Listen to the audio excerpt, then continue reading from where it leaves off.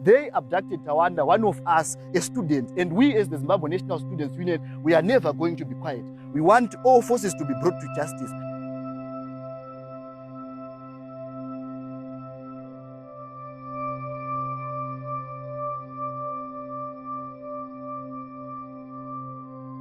I think that World Students' Day is very important, but as is the case in Zimbabwe, human rights are never really recognized, and so if human rights are not recognized, student rights are not going to be recognized as well.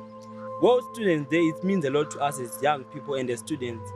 According to the population of the demographics, students and young people are about 75% of the population, and they're about 100% of the future population, which means that young people are very essential in the demographics of this nation.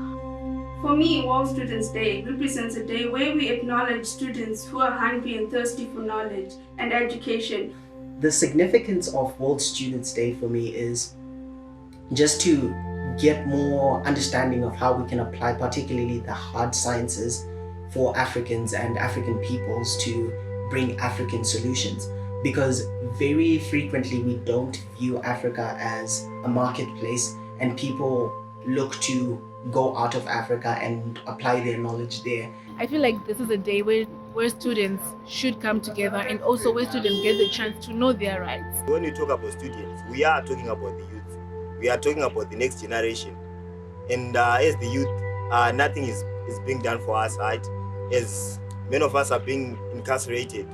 They talk about academic immunity, right? Whereas in Zimbabwe, we don't have rule of law. We are being judged by rule by law. I think for me, it means celebrating everyone who is a student. National Day of Students, I don't really see its relevance because I've never heard of it. Students are critical and very important and imperative component of any society. Why? Because they constitute part of the greater part of the population.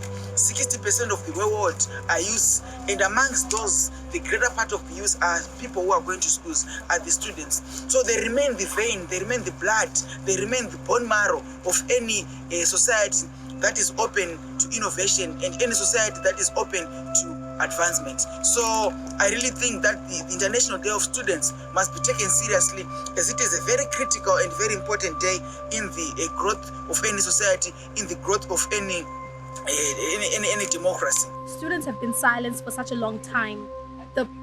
When we see students being abducted, it's speaking solely into the power that students have and the voice that whoever is abducting them is trying to silence. When you speak up, right, we all know what happens.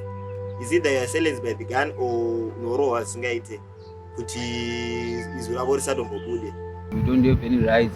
Yeah, we have political organizations like ZINASU, ZICOSU, but those organizations really, they are just used by political figures to influence their interests.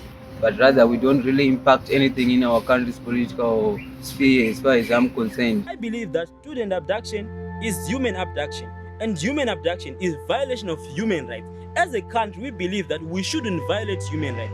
So I believe that students or even humans should not be abducted. It's a violation of human rights. Life as a student has been, what can I say, challenging most of the times, because not everyone in Zimbabwe is able to afford rares or even rentals around campus. They're expensive, and also like not everyone has Wi-Fi at home or money to buy data, of which you need to have all of those things for you to learn. The university is largely patriarchal. So whether we're in a group chat talking about, women's rights, or in a group chat talking about Thokozani Kupe, or about Abiona Mataranyika as the president, right? A simple thing that these women do in power reflects badly on all girls or all women at the university. I found it very hard to be a girl and express my views, or to be a lady and express my views in a group chat with a lot of men or a lot of boys at the institution. And I think that the general idea that women are women, so they're not good leaders, needs to be dealt with. It really affects us when we are vying for positions of power, or when we want to say something that everyone else listens to. A good idea is a bad idea because it comes from me, but my ideas are good ideas when they come from a guy, and I don't think that's fair. Looking at my class, we are 6 female students, and the class has about 60 students. So there's sometimes when we are discriminated just because of females, as well as there are sometimes where male lecturers try to take advantage of the female students. some of the fees that are being paid or some of the things that are being demanded by our institutions are not for someone who comes from a poor background. In terms of COVID-19 has really hit the whole world hard. Developed world has also been hit hard, including Norway. But due to the availability of infrastructure and the availability of systems, and including good technological penetration rates, education really has not stopped.